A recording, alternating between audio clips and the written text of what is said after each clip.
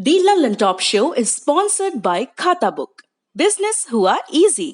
मैं बाद में दे दूं? देखिए, अब इनका सरमाने का दवा तो कोई है नहीं, लेकिन उधार वापस लाने का फार्मूला है। क्या?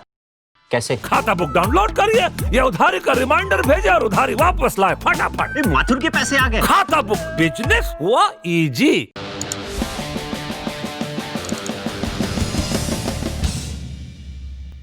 पिछले 24 घंटों के दौरान देश में कोरोना संक्रमण के 38,617 नए मामले सामने आए और 474 मरीजों की मौत हो गई। इन्हें मिलाकर देश में कुल मामले हो गए हैं 89,12,907। कुल मौतें हो गई हैं 1,30,993। ठीक हुए मरीजों की संख्या है 83,35,104।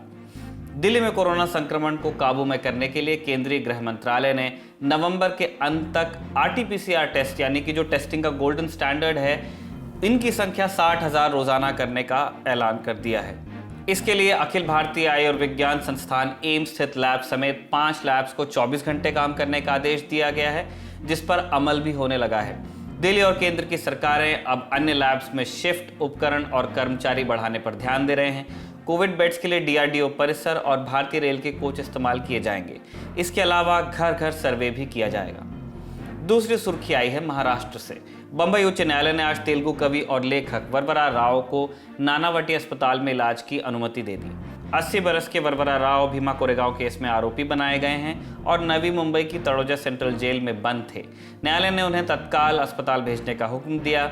राव के इलाज का खर्चा राज्य सरकार को उठाना होगा। अस्पताल के प्रोटोकॉल के तहत राव की पत्नी P हेमलता उनसे मिल सकती हैं।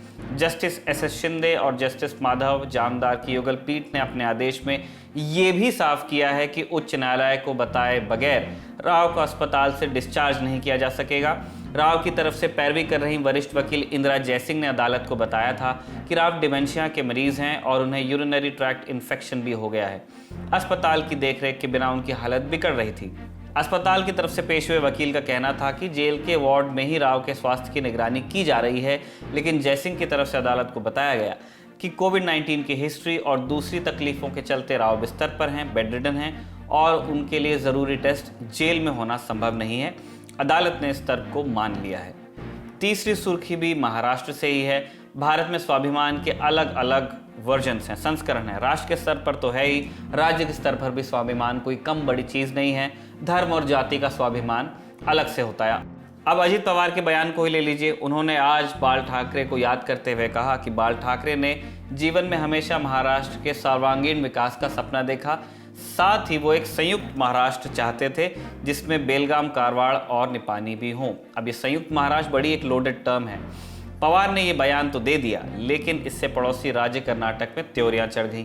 दरअसल बेलगाम, कारवाड़, निपानी, धारवाड़ और बीदर के इलाकों पर मराठी स्वाभिमान की राजनीति करने वाले महाराष्ट्र का दावा बताते रहे हैं। जब संयुक्त महाराष्ट्र के लिए आंदोलन चला और महाराष्ट्र अलग राज्य बना, तब से इन इलाकों को महाराष्ट्र में शामिल करने की बात गाहे बगाहे होती रहती है। लेकिन ये इतना आसान नहीं है, क्योंकि इन इलाकों में अगर मराठी भाषी लोग रहते हैं तो कन्नड़ भाषी लोग भी रहते हैं।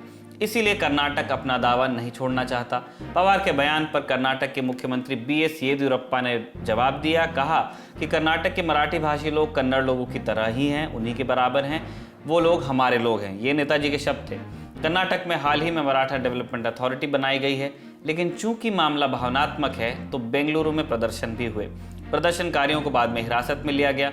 उधर सिद्धारमैया ने इस बहाने येदियुरप्पा सरकार पर निशाना साधा। साथ ही मराठा डेवलपमेंट अथॉरिटी पर भी सवाल उठाया।